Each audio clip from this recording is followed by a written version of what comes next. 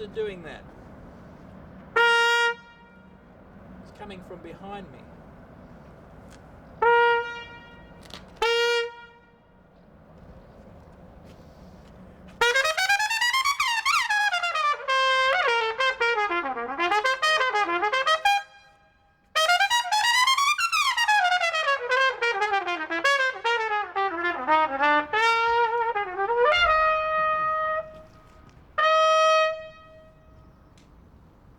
I think we need a line of trumpeters here.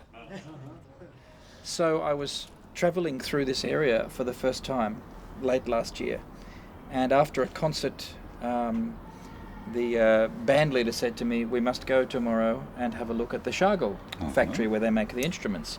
And I had heard of Schagerl, but I said, sure, okay. And I thought it would be interesting. And we went to look at the factory and how they make the instruments. And then I picked one up and tried it.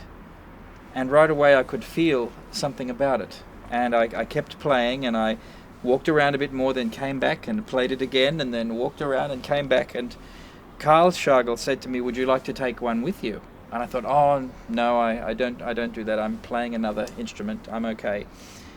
And I went away, and for the next 2 weeks, all the time I'm thinking, I should have taken that trumpet. Oh, really? You know, like that. I'm thinking, I kept thinking how it felt. So I called him and said, maybe I do need to try that trumpet again. And he said, well, that's fine. And this is what got me. He didn't just say, okay, we send it to you. He said, that's fine, but we can do even better. If you like that trumpet, that was made for someone else.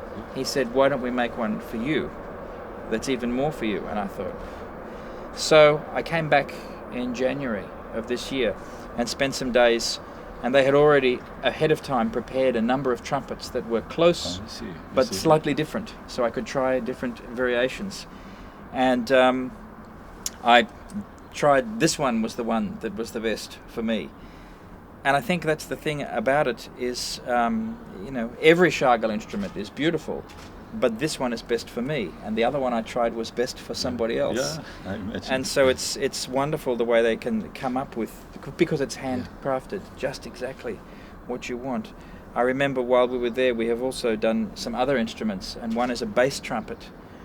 And the way I was holding it, Robert Schagerl, who is doing the building, he has much bigger hands than me, and he was holding it and it felt good to him, but to me it was a little bit awkward. And I said, if there was a ring, but here on the bass trumpet, big one, that would sit in my hand, it would be great. And I thought, you know, in some weeks he will say, okay, I have that ready. He said, and he walked over and got out some brass and a hammer and a saw, and in minutes, while I stood there, he came over and tried it on my hand and said, hang on, bang, bang, bang, and then welded it on to the instrument and said, how's that? It was 10 minutes, and I'm holding the trumpet with the new... I said, that's perfect. Yeah.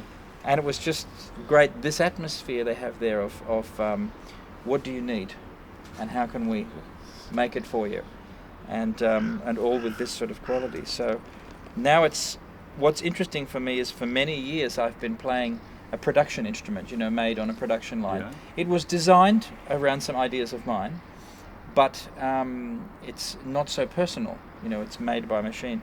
And it was a good tool. I thought of it like a tool. And it's kind of like, I think of Michelangelo doing a sculpture. He's looking at the stone, he's looking at this, but he doesn't stop and look at the hammer. It's just a tool.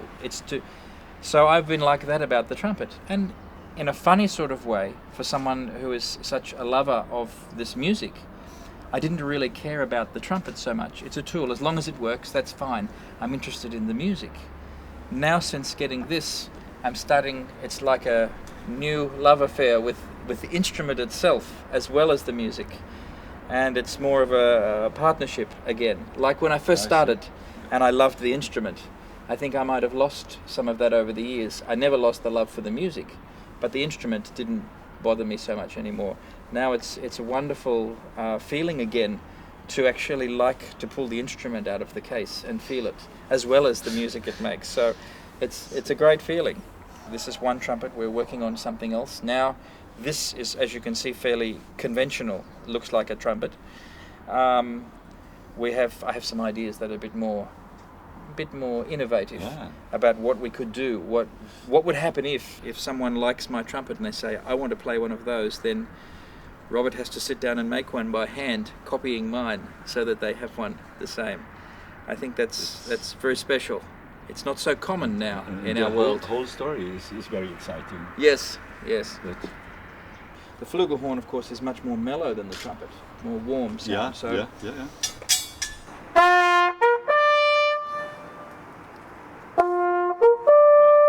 It's much warmer. Yes. But when you get a flugelhorn that sounds very warm, which is what you want, one of the downsides is in the upper register it gets very difficult to play. Now some flugelhorns are made easier to play in the upper register, but then they start to sound more like a trumpet. So you lose some of the warmth. Yeah. This flugelhorn is beautiful to play in the upper register, but stays sounding warm all the time. And so I don't know how they did that, but it's great. Why is this? What is the reason? It's a combination of the shape that they have done, the metal that is used, the size of the bell, all together. Like a lot of things, and I mean any company obviously is in business, so they need to sell things. But I get the feeling with Schagerl that although they like to sell their instruments, that's not the only reason that they make them. They actually love making. You watch Robert Schagerl with some brass in his hands, and he's not thinking about sales. He's thinking about how is it going to sound? How will the musician feel when he holds it? That's what he's thinking about. The first time someone mentioned monk, I said, where is that? Now I know where monk is. It is the center of the trumpet making world.